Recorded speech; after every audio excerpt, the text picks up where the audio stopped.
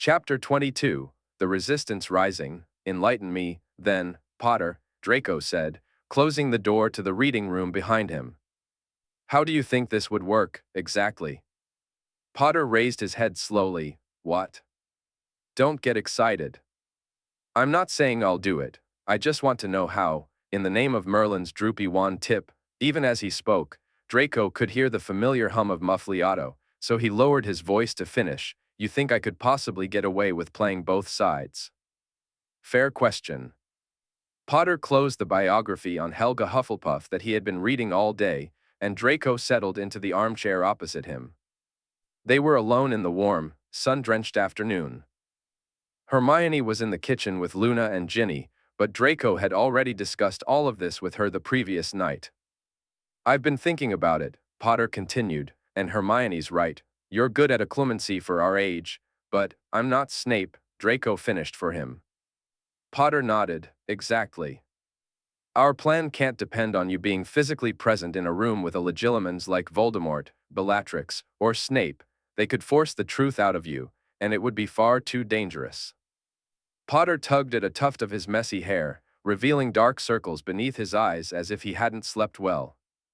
Draco arched an eyebrow. Potter, could you possibly be concerned for my safety? Draco anticipated one of those clever retorts Potter sometimes shot back, but instead, the black-haired boy met his gaze with a seriousness that stirred unexpected discomfort in Draco. Yeah, Potter said, his tone earnest. I'm not asking anyone in the Order to take on a suicide mission, although you've already given it a good enough try at the Ministry and the Manor. Draco shifted in his chair. God, you're right, he said, attempting a light-hearted tone. Maybe that martyr complex of yours is contagious, Potter. Maybe I fancy going out in a blaze of glory for the cause now. After a long pause, Potter's expression softened, and he let out a snort. I suppose you want us to call it Draco Malfoy Day and celebrate it every year? Oh, at a minimum, Draco replied, reclining in the armchair. Fireworks, banners. Let's make it an international occasion, Potter. Potter shook his head, a reluctant smile creeping onto his face. Anyway, Draco continued, if we're trying to avoid the Dark Lord, my aunt, and Snape, how do we get to the snake? He paused, shaking his head. Besides, like I told my parents, there's no way the Death Eaters will want us back after we've faked our deaths. They will if you hand me over to them. Draco shot Potter a look, a mix of resignation and amusement washing over him. Trust him to bring this up just seconds after Draco had explicitly mentioned a martyr complex. All right, he said, dripping with irony. Shall we head out to the street, and I'll press my mark, we can summon them right away. Potter leaned forward, urgency in his posture. Don't be an idiot, I mean, I'll be the bait for a Death Eater ambush that you'd set up from a distance. Then the Order would be waiting to ambush the ambush. Draco considered this, fragments of a plan beginning to swirl in his mind.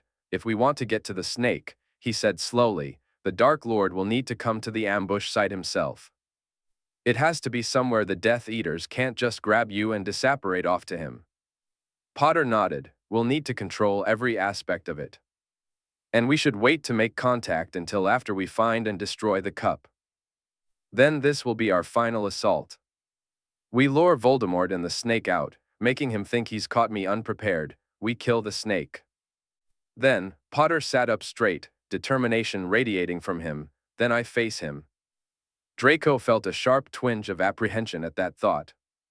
Discomfort washed over Draco as he glanced at the skinny, bespectacled wizard sitting across from him. Harry's scarred forehead was a stark reminder of the battles he had faced, and the wand gripped tightly in his hand spoke of his determination.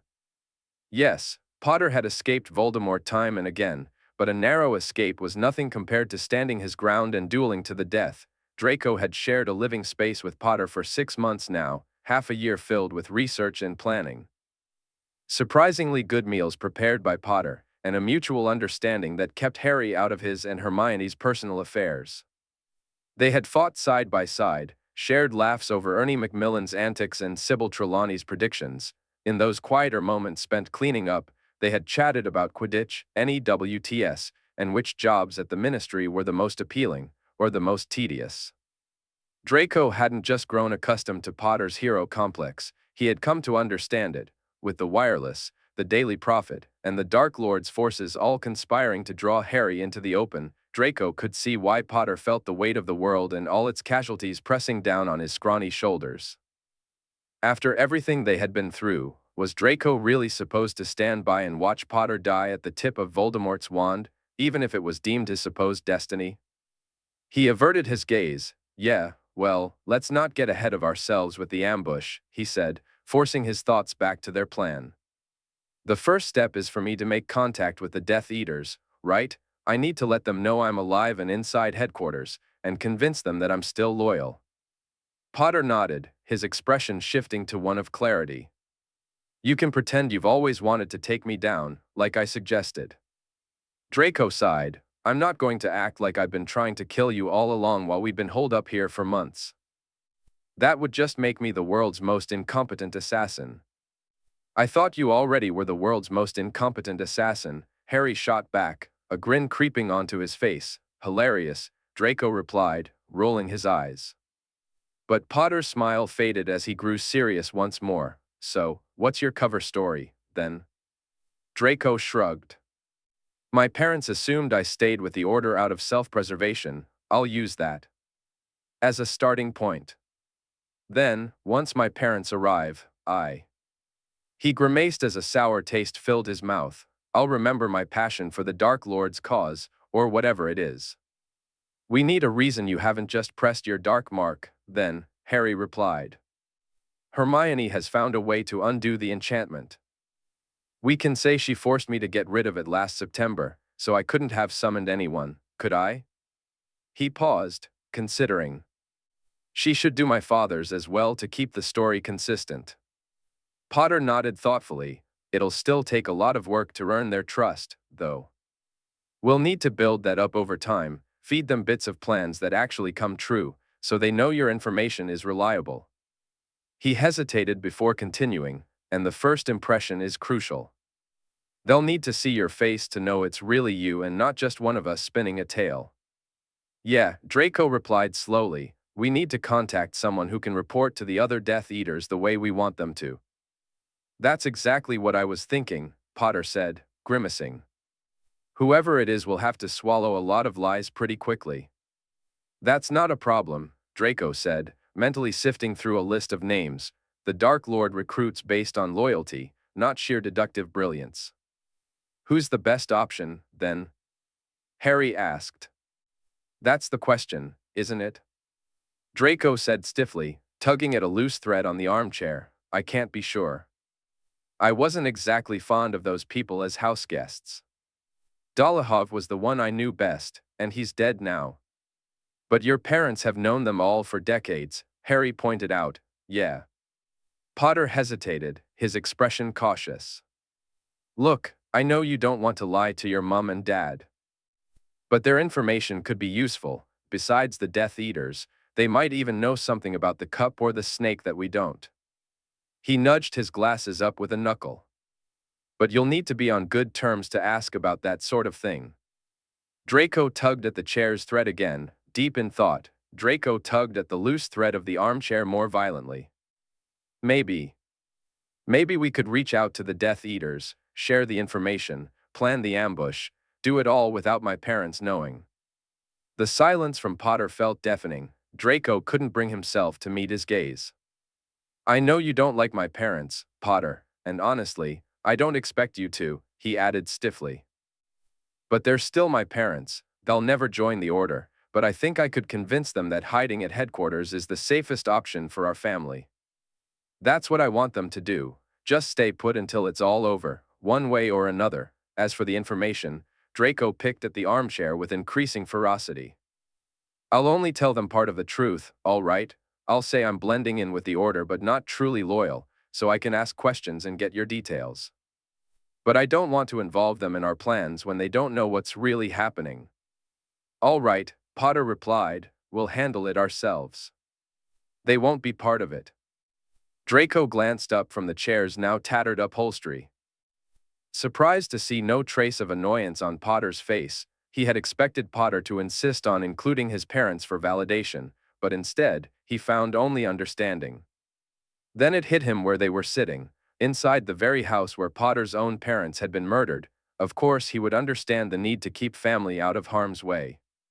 But, Potter said, suddenly looking awkward, there's one problem with all that. What? If you're only staying with the Order for self-preservation, there's no reason for you to stay. Well, here, with Hermione. Potter cleared his throat. You'd need to sleep in their tent. Draco had known this moment was coming, but it still felt like a punch to the gut. He imagined how Hermione looked when she stirred in the morning, her hair a delightful mess, her warm brown eyes lighting up when she smiled at him. With a sleepy smile, he muttered, "Yeah, I know." They sat in an uncomfortable silence for a moment before Potter rubbed the back of his neck and said, "Listen, I really am sorry about that curse." Draco hadn't expected Potter to bring it up again. He raised an eyebrow. Snape did the counter-curse in about 5 seconds. Potter, 3 days with Pomfrey, and I was fine. Sure, it would have been nice if the school had cared that I nearly died, but it's fine. It isn't fine, Potter replied, his agitation evident. You nearly died. And it would have been my dark magic that did it. On Snape's suggestions, he added through clenched teeth, "Oh, is that why you care?" Draco said, a smirk playing on his lips. "Because it was dark magic, you really think I care that you used a dark curse instead of Diffindo or something?" "I do," Potter insisted, a hint of indignation in his voice. "The hills you Gryffindors choose to die on." Draco yawned and stood up. "I'll go get Hermione so we can get back to that bloody cup, shall I?" "Can't wait," Potter groaned, stretching until his back cracked. Just as Draco reached the door, Potter called out, "Draco." He glanced back. "Thanks," Potter said, sincerity in his tone. Draco considered for a moment. "I'd say any time, but let's call this a one-off, shall we?" Potter grinned, and Draco returned the smile as he slipped out into the hall.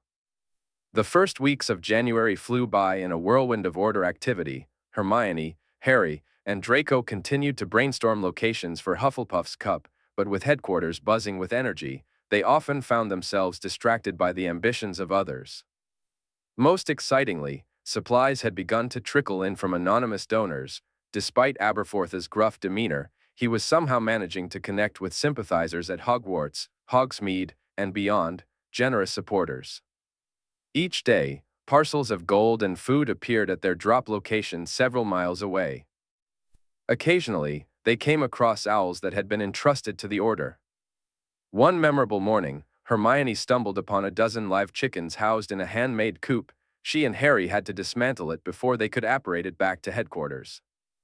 As time went on, their influx of money became so significant that Fred and George decided to set up an Order treasury in the attic. Alongside their wizarding wireless project, the twins were making great strides with their radio station, aptly named the Daily Potter, as a cheeky response to the Prophet, and they were preparing to begin broadcasting soon.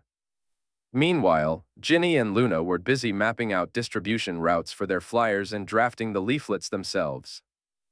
However, lacking both broomsticks and the resources to produce pamphlets on a larger scale, they spent half their days gathering materials for Mr. Ollivander. Understanding the predicament of Muggleborns whose wands had been confiscated, Ollivander had agreed to craft new ones during his stay at headquarters. One afternoon, after Ollivander had regained some strength, Harry, Hermione, and Draco quietly slipped into his room to inquire about the Elder Wand. Even with all the evidence they had gathered, Hermione half expected Ollivander to dismiss the wand as merely a children's tale, reaffirming her long-held beliefs about wandcraft. Instead, it felt surreal to stand by his bedside and listen as he recounted the Elder Wand's bloody legacy throughout wizarding history. As if this were common knowledge found in any copy of a history of magic, they planned to search for the Elder Wand at the end of January. In preparation, Hermione had discovered a compass at an old Muggle garage sale. It was currently steeping in the potion mentioned in Celine She's instructions for a magical sensitivity draft. Hermione had never attempted this potion before, finding it both intriguing and challenging. Initially, she had lamented the awful stench of rotten eggs that filled the upstairs cupboard where they were brewing. However, a week into the process, Draco had taken a dropper of lime juice from her potion kit and added 3 drops to the concoction. "Draco, what are you doing?" she squeaked. Snatching the dropper from his hand, her hair was damp with an unpleasant odor as she returned to the instructions. "It doesn't say anything about lime juice." "Granger," Draco said slowly, his disbelief evident, "don't you remember?" "Remember what?" she replied, a hint of irritation in her voice as she continued to scan the text. "Lime juice acts as a non-reactive scent neutralizer in any potion with porcupine quills." At that moment, Hermione recalled the chapter in Advanced Potion Making that had mentioned lime juice's unique property. She had skimmed the optional variants chapter less thoroughly than the rest. After all, if it wasn't in the instructions, did it really matter? With a snap, she closed the book and cleared her throat. "Yes, right. Well, don't do it again, please. You nearly gave me a heart attack." Draco's incredulity shifted to amusement. "I'll do it twice a day if it means I get to see that look on your face again." "What look?" she asked, her curiosity piqued. "The one that says I remembered something from school that you didn't." "I do remember it," she huffed. "The second you said it, I recalled it was in chapter 16. "Of course," Draco replied, flicking his wand to banish the unpleasant odor from the cupboard, their clothes, and their hair. The only scent that lingered was the steam from the potion, now smelling pleasantly of cleaning solution. "You remembered it after I'd already done it. That would have been really useful on your NEWTS, he teased. Hermione straightened, torn between wanting to argue, laugh, or perhaps even kiss him. Draco was now peering down into the potion, the peach-colored liquid casting a warm glow on the tip of his nose. She wasn't exactly surprised. After all, he must have scored an outstanding on his OWLS to qualify for any WT-level potions, but there was something undeniably attractive about the fact that he knew something she didn't. Maybe it was just sheer novelty. It was a genuine relief to see him joking again. Since his apology, Draco's mood had transformed, slowly but noticeably. The weight that had hunched his shoulders was gone, along with the pain that had shadowed his expression during their encounters. He was regaining his old confidence, and while he still kept his distance from others, there was a newfound ease in that demeanor. It reminded her of the natural self-assurance he had once exuded at Hogwarts, but now it didn't come with the usual sneering arrogance. Each passing day, he seemed to feel less pressure to prove himself. Just the day before, Hermione had caught a glimpse of him chatting with Hagrid in the garden, close to where Buckbeak had been tethered. Hidden under the disillusionment charm, she watched as Draco turned to the hippogriff, spoke softly, and then lowered himself into a deliberate bow. After a long pause, Buckbeak returned the gesture, leaving Hagrid looking on in surprise. When Draco's gaze met hers across the cauldron, he raised an eyebrow and asked, "Yes?" Heat rushed to her cheeks. Holding his gaze through the swirling steam, Hermione realized how long it had been since they had shared a moment alone. A twinge of envy struck her as she thought of Harry and Ginny, who, unable to stay apart, had found happiness together. They were now openly affectionate. Harry could casually rest his hand on Ginny's while strategizing, and Ginny would lean in to kiss him goodbye before leaving the room. But with Draco, there was no such acknowledgement. He spent mealtimes with Lucius and Narcissa and returned to their tent in the evenings. With Hermione's responsibilities and her desire not to make Harry uncomfortable during their planning sessions, their connection had been reduced to fleeting glances across crowded rooms and brief brushes in dimly lit hallways. "Colloportus," Hermione whispered, aiming her wand at the cupboard door. The spell had barely left her lips when Draco pulled her into him, kissing her with a fervor that took her by surprise, his hands tangling in her hair. They didn't need words, the moment spoke volumes. Emerging from the cupboard for just half an hour, she felt a deeper sense of longing for him that night as she prepared for bed. She envisioned him in the tent tucked away in the garden's back corner, wondering if he was thinking of her too, or if he was too preoccupied maintaining the facade he had to uphold for his parents. Though Draco appeared unhappy about lying to them, Hermione sensed that part of him was relieved not to have to share the whole truth. His expressions when talking about Lucius and Narcissa were always conflicted, What have you told them you're doing all day, exactly? Hermione asked one morning. They were gathered in the nursery, soaking up the sun while books were spread out around them. Harry chimed in, yeah, why do they think you'd spend so much time at headquarters if you're not part of the order? Draco shrugged. I told them it was part of the conditions for us staying here. I said you all expect me to be available to answer questions about Death Eaters. Of course, I don't share anything important, but it's necessary to keep up appearances, etc., etc. Do you think they're coming around? Hermione asked, her curiosity piqued, to the idea of staying hidden here. Not really, Draco replied, flipping a page back and forth in agitation. They keep trying to get me to commit to sabotaging the order, and they're getting more and more obvious about it. Which is? He shook his head, frustration evident. It doesn't make sense. They were fine with the idea of going abroad last summer. But there was no time to dwell on his parents' behavior. With the help of Dobby, Winky, and several secretly freed Hogwarts house elves, the Order had initiated their first real act of sabotage. They destroyed the Magic is Might statue at the Ministry of Magic, replacing it with a new version of the Fountain of Magical Brethren, one that depicted its subjects prepared for war. Bill and Fleur were inundated with letters day and night from goblin groups, detailing how goblins were being profiled and mistreated, all while probing their interest in. The Order had been busy planning. Fleur was catching wind of Death Eater influence in both France and Germany, while Victor Krum sent a hastily scrawled message detailing the troubled climate in Bulgaria. To Hagrid's delight, Charlie Weasley had written back, mentioning Dragonet riders. But the first major breakthrough came halfway through the month. Fred slipped into the reading room, grinning as he announced to Harry, Hermione, and Draco, as newsman, we have some news we think will interest you lot. Go on, then, Harry urged. Just then, George followed Fred into the room. This morning, we had our first ever broadcast of the Daily Potter, he declared. Harry mumbled something inaudible in response. And what's more, George continued, his excitement palpable, we heard something back. Harry's eyes widened, and Hermione felt her heart leap. What? Draco asked, his curiosity piqued. How? Harry echoed. Fred explained, when we were designing the station with Lee in our 7th year, we had all sorts of features in mind. No one else would know how to access the response spell, George interjected, except for Lee, Fred finished. He heard the broadcast and said he's been waiting for us to set this up ever since we disappeared after Christmas. And, George added, grinning widely, his freckles disappearing into his dimples, he had company. Remus Lupin and Kingsley Shacklebolt were just about to leave his parents' place. They were on the list of temporary safe houses, Fred chimed in. Hermione's heart raced as she recalled, Tonks mentioned it at the manor. Oh my goodness, does this mean we'll be able to get them here? Harry's voice rose with excitement. I'll do you one better, mate.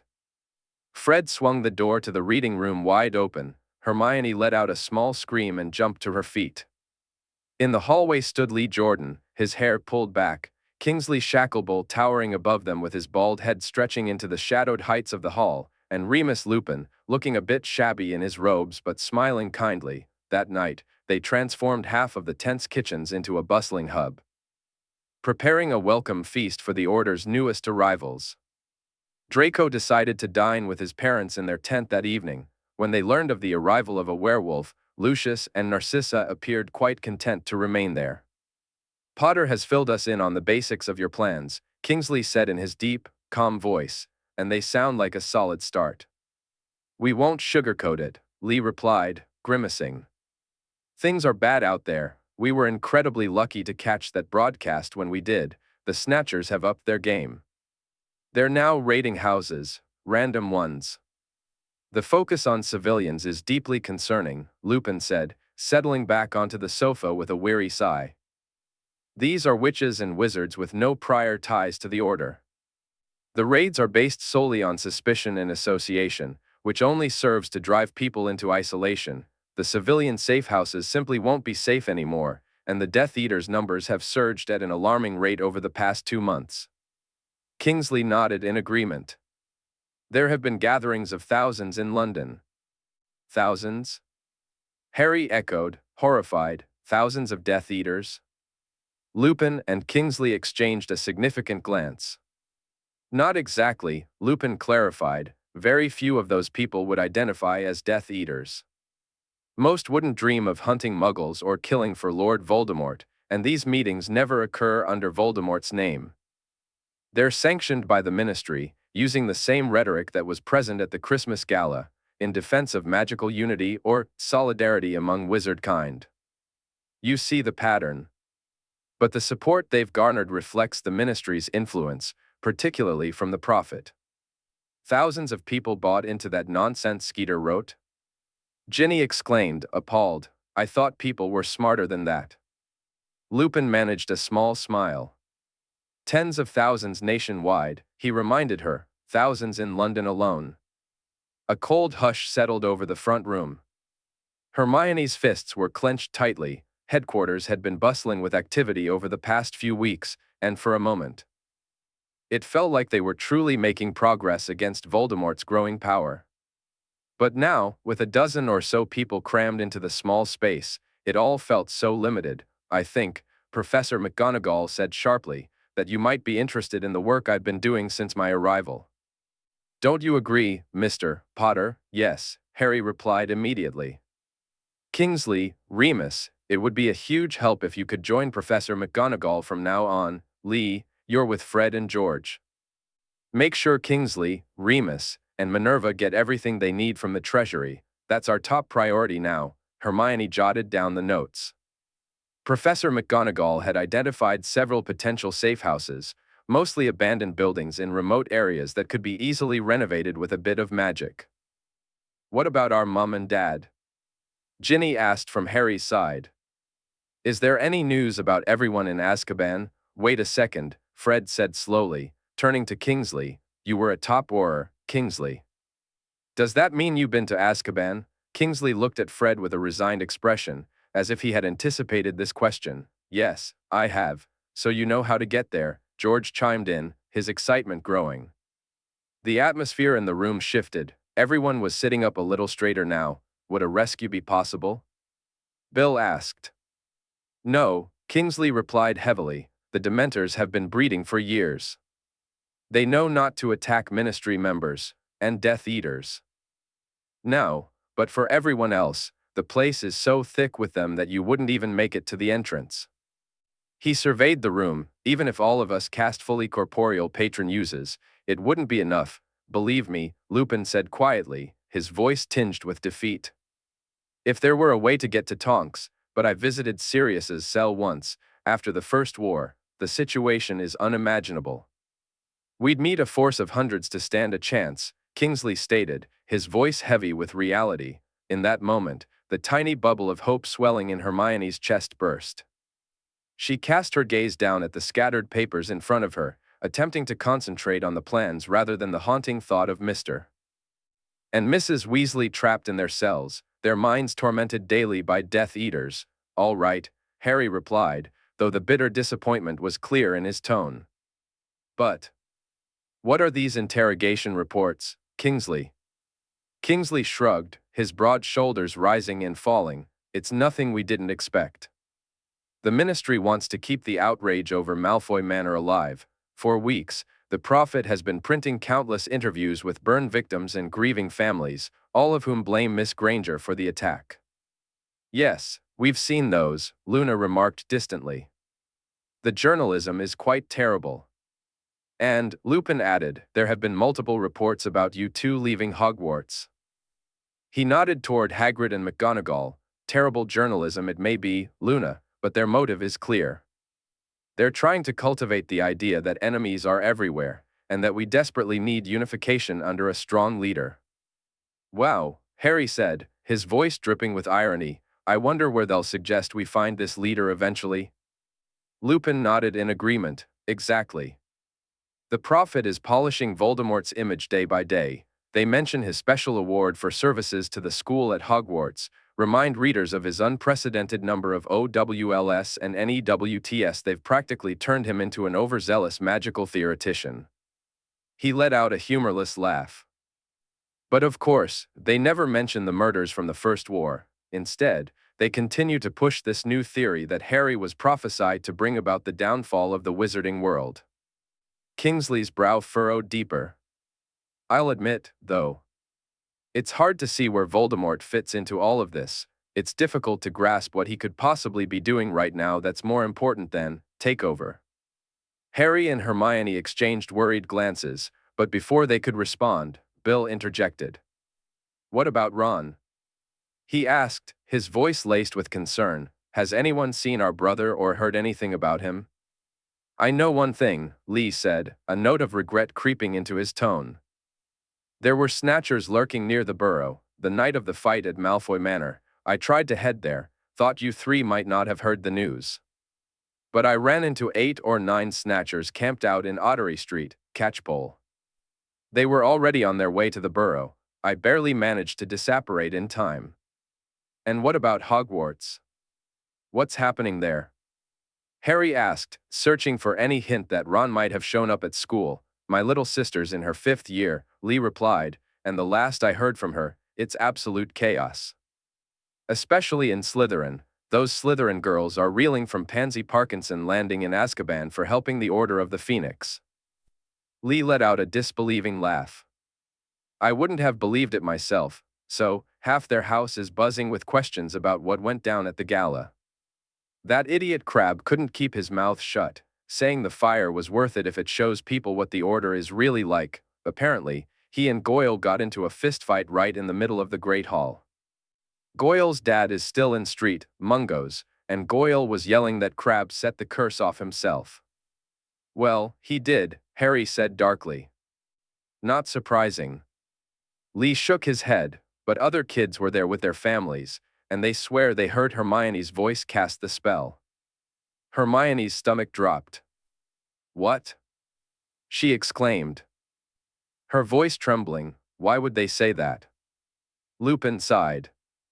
Remember, Hermione, a street full of eyewitnesses swore they saw Sirius Black cast a curse that killed 13 people, a curse that came from a wand halfway across the street. Lupin's gaze shifted to the flickering fire, a strained smile playing at the corners of his mouth. You don't need magic to change people's memories. All you need is suggestion. We have news, Narcissa whispered as Lucius secured the office door. Draco was asleep in his bedroom at the far end of the tense corridor, but Narcissa felt they could not be too cautious. Her sister's face appeared in the mirror, framed by the elegant surroundings of the Lestrange house, green velvet upholstery and tall windows. It was a fine home, but it lacked the luxury of Malfoy Manor, a fact that Narcissa secretly took pride in, even if it felt childish. Bellatrix had married into the oldest and most rigid of magical bloodlines, yet in terms of social influence and financial power, Narcissa's marriage had always been the more advantageous one. Sometimes, Narcissa pondered what it must have been like for Andromeda to leave behind a culture that placed such importance on these matters. Marrying a mudblood, someone who couldn't even claim any significant wealth, was it an act of self-loathing? What else could explain Andromeda's choice to debase herself in that way? Narcissa found herself increasingly troubled by thoughts of her fallen sister. Irritated with herself, she shook off the distractions and said, the Exoror Kingsley Shacklebolt and the werewolf Remus Lupin have located the Order's headquarters. Bella's mouth twisted in disdain. We nearly caught Shacklebolt 3 weeks ago, she murmured. A missed opportunity. But what about Lupin's mate? Her lip curled in contempt, and Narcissa recognized Bella's disdain for the fact that Nymphadora Tonks shared their blood. The vicious gleam in Bella's eyes made it all too clear what her sister intended for their niece. Have they been separated? We cannot be certain, Lucius replied, joining Narcissa at the desk. Perhaps the Mudblood's brat intends to show up later. We'll see if Draco can extract any information from the Order in the coming days, Lucius said, his tone measured. And where is dear Draco? Bellatrix interjected, her voice low and venomous. I see you still haven't trusted him enough to reveal that we're in contact. We cannot take that risk, Lucius replied. We suspect a lingering confundus charm, Bella. How else could they have influenced our son to join them at the manor? He hesitated, and Narcissa could see that the troubled look on Lucius's face was genuine. Draco seems, unlike himself. While you fret over the boy, Lucius, Bella said coldly, my patience is wearing thin. What have you given me so far? A list of names from the headquarters that we could have guessed long ago. No actionable plan, no real details on their strategies, no way to reach Potter. You promised me we would have Potter. We will, Bella, Narcissa whispered. We already have the beginnings of a plan. The Order relies on Draco, you see, they force him to provide them with information about the Death Eaters. Once Draco regains our trust, it will be the perfect opportunity to draw Potter into the open. Draco will spin them a tale, and Potter will follow a trail right into your hands. Bellatrix's heavy-lidded gaze lingered on Narcissa's expression. After a moment, her haughtiness softened. Still, Sissy, you must be more aggressive in uncovering information. I have done my part. Have I not? I have kept this secret, even from the Dark Lord himself. I've obliviated any memory of you and Draco from the Weasley parents. I've given you time. You must provide me with intelligence we can act on, then we will lay a trail of successes, and Potter will be our crowning achievement. Yes, Narcissa murmured, hoping Bella didn't detect the weariness in her voice. Her sister would interpret it as disloyalty rather than exhaustion. Narcissa struggled to comprehend the relentless drive to fight. It seemed far wiser to accept their circumstances and slip quietly into the shadows, slipped away quietly whenever he could, blending into the background as she always had. Caught between her two more strong-willed sisters. Andromeda, without a doubt, would be inclined to help the Order. Perhaps she was even aware that her son-in-law had come here. Maybe it wouldn't just be Nymphadora. Andromeda might find her way here too. A strange flutter stirred in Narcissa's heart at the thought. She tried to picture standing face to face with Andromeda after all these years, on ground that belonged to her sister. She knew that Andromeda had mingled with the likes of the Order for so long that she might be nearly unrecognizable now. Yet, a small voice in the back of her mind reminded her, she is still blood. Narcissa recalled the days when she and Bellatrix stood at Andromeda's shoulders. Watching her play a tune on the piano, their admiration for her quick fingers palpable. They had been just girls back then, three sisters who cared for nothing more than their excitement for Hogwarts, their worries limited to who could best win their parents' favor. In the mirror, Bella suddenly glanced up, as if sensing something. I must go, she said quickly, then the reflection faded, leaving Narcissa and Lucius staring at their own faces once more. She placed the mirror back into the lowest drawer of the desk, hiding it among boxes of joke merchandise created by the Weasley twins, although the rest of the tent had been thoroughly searched in anticipation of the Malfoys' arrival. It seemed the Order had overlooked this drawer. It was the best hiding place they could find for the mirror. Narcissa looked up at her husband. What will we do? She asked softly. Draco seems determined to stay under the Order's protection until the war is over. But we can't keep lying to Bella for much longer. Lucius began to pace the bedroom, his mind working quickly, piecing together the puzzle before him, seeing how everything fit, or fell apart. There must be a reason, he said, his voice tight with frustration. Draco wouldn't act this way out of fear alone, he must believe. He paused, then turned back to Narcissa. He must believe that the Order will win this fight. He said, his breath coming in short bursts, that has to be it. He refuses to see our unique position because the Order has convinced him they're on the winning side. Narcissa leaned her elbow on the desk, rubbing her temple in frustration. But how do we convince him otherwise? Your sister is right, Lucius replied, his tone sharpening. We've been too cautious. We've focused too much on coaxing Draco. The way to redirect him is to remind him that the Dark Lord's victory is inevitable. We need to gather intelligence that will enable the Death Eaters to deliver a decisive blow. He began to pace again, this time more quickly. Draco will be shaken. He'll realize he doesn't have to go down with this ship. He'll come back to us then. We need a way to eavesdrop on the Order's plans. Narcissa drew in a sharp breath, then yanked open the drawer she had just closed. Here, she whispered, hadn't she seen a box that could serve as a perfect hiding place for the mirror? A box full of flesh-colored strings labeled extendable ears. Meanwhile, Hermione could hardly believe that only days remained until the end of January. The month had flown by in such a whirlwind that it was a shock to glance at her calendar and realize the magical sensitivity draft had reached maturation. That afternoon, they planned to test the compass in a field far from the magical buzz of headquarters. When Hermione activated it with the spell she'd been practicing, the compass pointed steadfastly toward Draco's and Harry's wands. At last, they were ready to return to Little Whinging in search for the Elder Wand. They knew Privet Drive would likely be watched in anticipation of Harry's return, so they would need to apparate from a distance and make a roundabout journey on brooms toward the address. But just as they began to pore over the map, their planning was abruptly interrupted.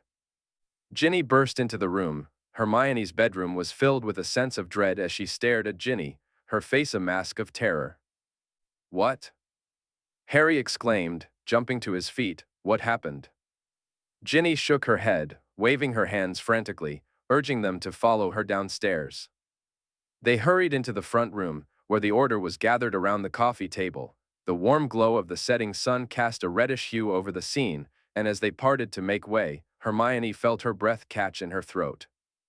Lying motionless atop the table was Aberforth Dumbledore. His outer robes had been removed. And it was immediately clear why. His left side and arm were soaked in blood, which dripped onto the carpet. For a moment, Hermione was convinced he was dead, but then she noticed Lupin and Fleur crouched over his wound, their wands moving in unison. They wouldn't be doing that if he were gone. Harry tried to rush forward, but Kingsley stepped in, holding up a hand. "He needs space, Potter," he said firmly. "What happened?" Hermione whispered, her voice trembling. "Couldn't say much before he passed out," Hagrid replied gruffly, concern etched in his beetle-black eyes. "We suspect," McGonagall said, her face drawn and pale, "that one of his contacts betrayed him. We know he was attacked by Death Eaters while visiting Augusta Longbottom. She was trying to extend the network." "Neville's grandmother?" Harry asked sharply. "Is she all right?" "He said she's in custody," Luna chimed in, her voice thin and whispery. "Neville will be so upset." "Augusta will be just fine," McGonagall assured them, her tone resolute, that which is made of sterner stuff than most. Soon, Aberforth was moved to a transfigured cot in McGonagall's tent. Fleur and Lupin remained by his side, continuing their work on the necessary counter-curses, while Harry insisted on standing vigil beside him. Hermione could only imagine the weight of guilt Harry would bear if the last remaining member of the Dumbledore family were to die because of his actions. She and Draco returned to her bedroom to stow away their planning materials. Hermione wanted to break the heavy silence, but each time she opened her mouth, the words seemed to vanish. As Hermione contemplated speaking, the image of blood dripping onto the carpet flooded her mind, tightening her throat to the point of pain. Outside, the sunset melted into dusk, and the light faded from every surface, leaching color from the world. She jumped as Draco's fingers brushed her shoulder. She had been standing, lost in thought, facing the dresser for what felt like an eternity. "If he got here right after the curse," Draco said quietly, "and they started treating him right away, there's a good chance he'll survive." "Yes," Hermione replied faintly, I hope so." She closed her eyes as Draco gently swept her hair over one shoulder. His touch offered little comfort, the woolen cuff of his jumper scratched against her skin. "But I can't stop thinking," she whispered, "that could be any of us, any time we leave headquarters. And what if, the next time I go down the steps, it's Ginny, or Luna, or Fred, or George, or Harry, or..." She couldn't bring herself to say it. The silence felt deafening, and her palms began to heat with anxiety. "This is what I was talking about before Diagon Alley," Draco said softly, "remember? Everything carries the same risk." She turned to face him and saw her own fear mirrored in his eyes. She had noticed it the night of the Christmas gala as well. Back then, she had suspected he was tempted to stay at the Potter cottage, but she had been so focused on retrieving the Horcrux that she hadn't allowed herself to imagine what it would feel like to see Draco fall in battle. The thought of him, lifeless and drenched in blood, his mercurial features becoming still, his gray eyes glazing over, it was unbearable. Now, she recalled the moment his body went limp from shock in the Ministry of Magic, and the terror that had gripped her when she thought he had died. That afternoon felt like a lifetime ago. Her breaths quickened, hot tears pricked her eyes, and she felt a wrenching sensation in her chest. As if something vital was on the verge of breaking, she wanted the war to be over. She longed for peace. She was so weary of fear and despair. All she wanted was to stroll down a street with Draco, hand in hand, to a place like a supermarket or a cozy bookshop. She longed for the days when they could return to Hogwarts together, sharing a quick kiss outside their classrooms, comparing schedules, or tackling homework in a snug corner of the library.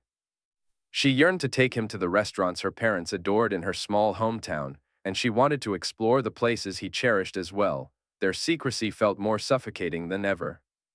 She didn't want to leave this world with unspoken words lingering between them. "It's not fair," she whispered. "It's not fair that we have to take risks like this." She swallowed hard, the lump in her throat making it difficult to continue.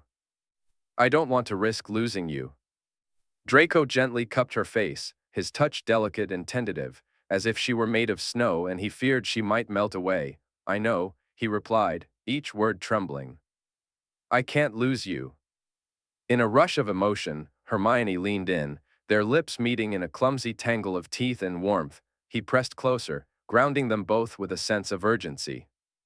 His hands gripped her shoulders, her forearms, her back. Before slipping beneath her jumper to tug it over her head, she mirrored his actions. Pulling his shirt free, and it clung to the wool before being tossed aside. Half naked in the fading light, he appeared almost ghostly, silvery and translucent, as if he were already halfway gone. Hermione's heart constricted at the sight, and she pushed him onto the bed, the old springs creaking in protest. Draco seized her wrist, pulling her down beside him, and they both awkwardly shifted back onto the mattress, their heads landing near the pillows. Their lips found each other again, seeking something deeper, struggling to convey emotions that words could not capture. But in every touch, Hermione understood his message. Time was short, it felt as if it was compressing in on itself. Even now, their lives might be nothing but flickering flames, destined to burn out, the last remnants of wax stripped away, and they were lost in a world of their own, unaware of anything else. Hermione pulled her shirt over her head and tossed it aside. She noticed Draco swallow hard before they fell back into each other's embrace. This time, his hand instinctively found the curve of her breast, while her fingers explored the front of his trousers.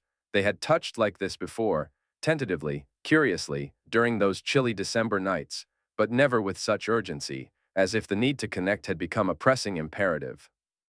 She could feel his response to her touch, his breathing becoming uneven against her lips.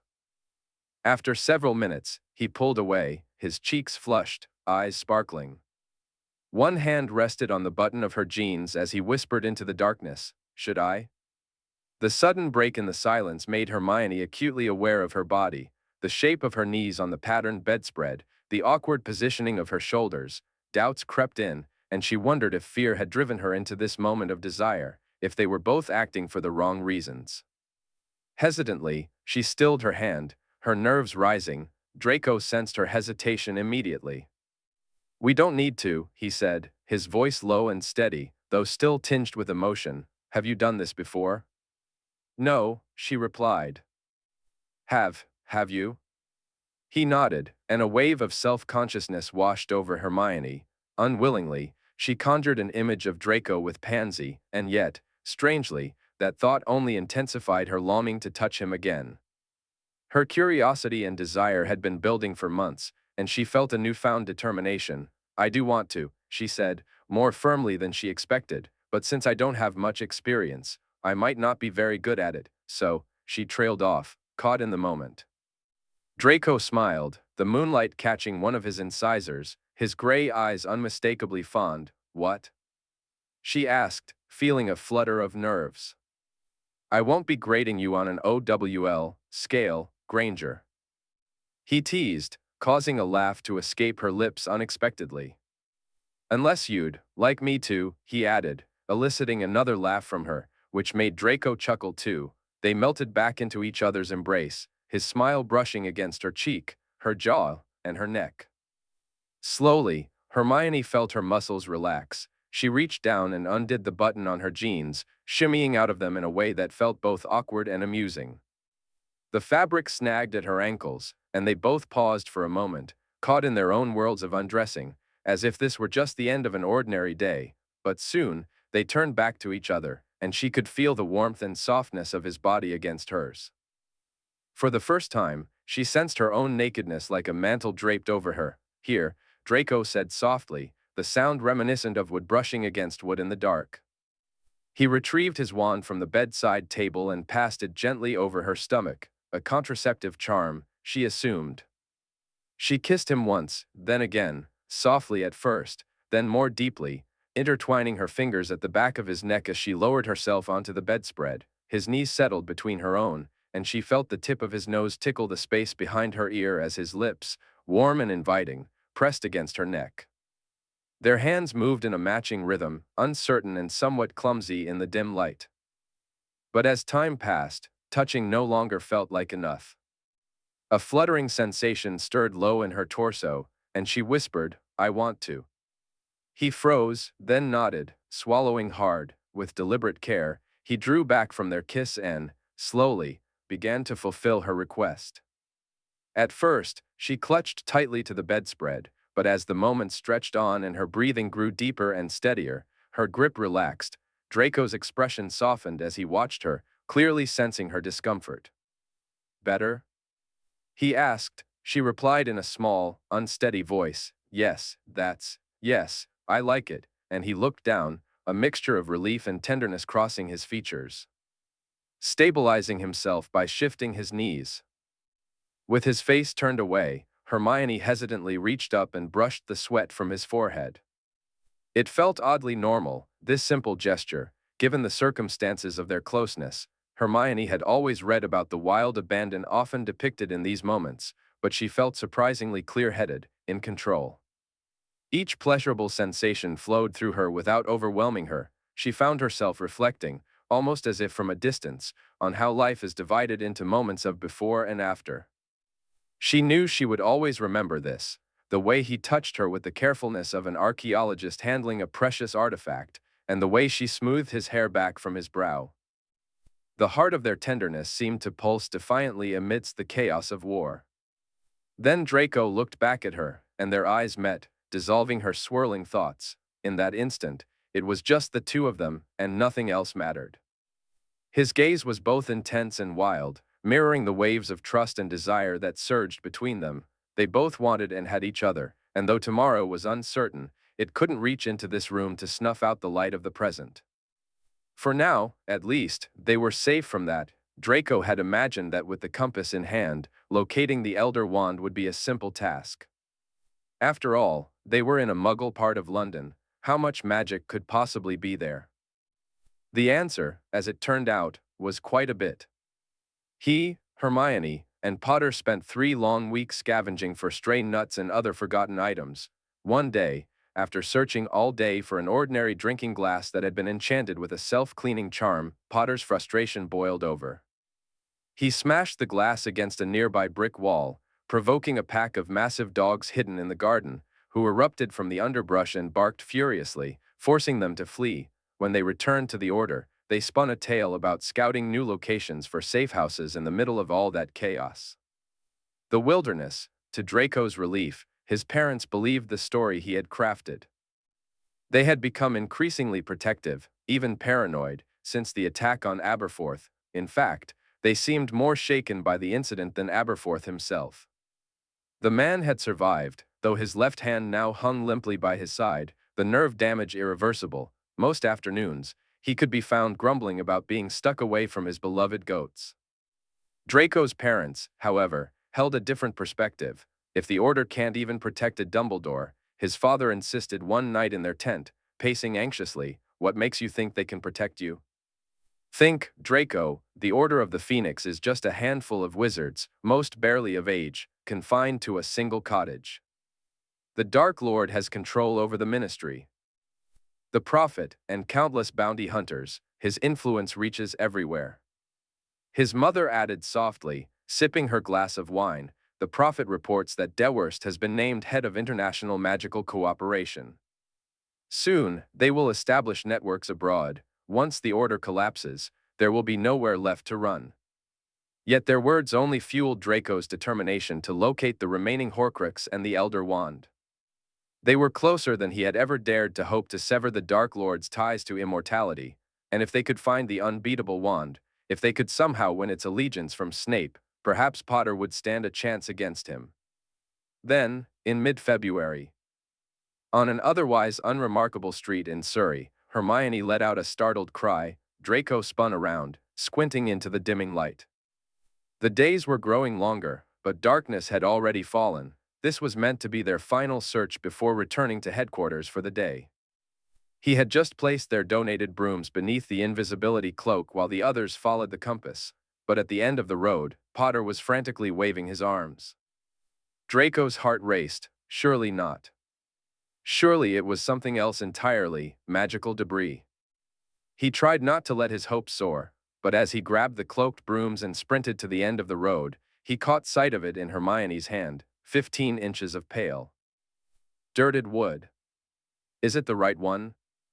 Draco breathed. Is it? It's his, Potter replied confidently. I've seen it enough times. It's his wand. They stood there for a long moment, absorbing the reality of it. Then, as if on cue, smiles erupted across their faces. Potter let out a triumphant whoop, punching the air, while Hermione glanced around nervously, whispering, Harry. Yet her own smile was radiant, and it made Draco want to laugh. They had outsmarted Snape, or perhaps Snape had simply never known. The Elder Wand, the Wand of Destiny, it was theirs. They hurried into a nearby park for a bit of privacy. After ensuring no muggles were around, Hermione raised her wand with a trembling hand and began to clean the Elder Wand, revealing its elegant engravings. The wood started to gleam under the rising moon, and Potter began to pace back and forth, muttering to himself, a fervent spark igniting in his eyes. We'll destroy the cup, then plan the ambush. I'll go to Hogwarts, I'll kill Snape. Then I'll bring the wand to the ambush, and it'll be loyal to me. We'll get the snake. I'll fight him. Draco exchanged a look with Hermione, and their smiles faded. Potter. Draco started, just as Hermione said, Harry. What? Harry replied impatiently, not pausing in his frantic steps. We're so close now, can't you see it? Harry, Hermione said carefully, please don't take this the wrong way, but I don't think you'll be able to kill Snape that easily. Well, if I can't kill Snape, then I definitely won't be able to kill Vol. Potter cut himself off, suddenly remembering that they were not under the protection of the Fidelius charm. You know who. Draco reminded him, we've got Ollivander. We can ask him if there's another way to claim the wand without having to kill the person who last wielded it. Harry's face brightened. Yeah, that sounds good. Let's head back and ask him right away. Here, Hermione. He picked up the cloak, and Hermione handed the Elder Wand to Draco while she and Harry slid the broomsticks, one by one, into her small beaded bag. Draco gazed down at the wand in his hand, unable to believe what he was holding. All those debates among the Slytherins about which wand was superior, this was the Wand of Legends, now resting in the palm of his hand. It felt solid and reassuring, nearly warm against his skin. Draco. He startled at the sound of Hermione's voice, looking up to see her arm extended for apparition. He tucked the Elder Wand into a deep, secure pocket and took her arm. When they operated into the garden and opened the door to headquarters, Draco expected to hear the familiar bustle of the order preparing for dinner, the clatter of cutlery on the cottage's various surfaces. He anticipated the sound of Fred, George, and Lee joking from their favorite spot on the sofa. Instead, upon their return, a sense of dread washed over him. It seemed as though another attack had occurred. The members of the order were huddled together in the center of the room, gathered around something. But as the door closed and the group parted, revealing Draco, Hermione, and Harry, their expressions were filled with surprise. They weren't surrounding an injured body, but rather a copy of the Evening Prophet. What is it? Hermione demanded as the three of them rushed toward the outstretched newspaper. What's happening? The headline at the top of the page screamed, Mass Revolt at Aszkaban. Accompanying it was a photograph, blurry and distorted, clearly taken in a rush. It looked as though the photographer had been fleeing, and there was no doubt about what had sent him running. The photograph flickered through a series of images. First, there was the dark, plunging motion of Dementors attacking, so many that the scene appeared almost solid black. Then, from seemingly nowhere and everywhere, a brilliant blast of light erupted from all four corners of the frame. The Dementors swirled and scattered, only to regroup and reform. But in that brief moment, Draco caught a glimpse of what lay beyond. A massive crowd gathered in a prison yard. At the forefront of the blur of faces, Ron Weasley stood out, shouting something with his fist raised high in the air.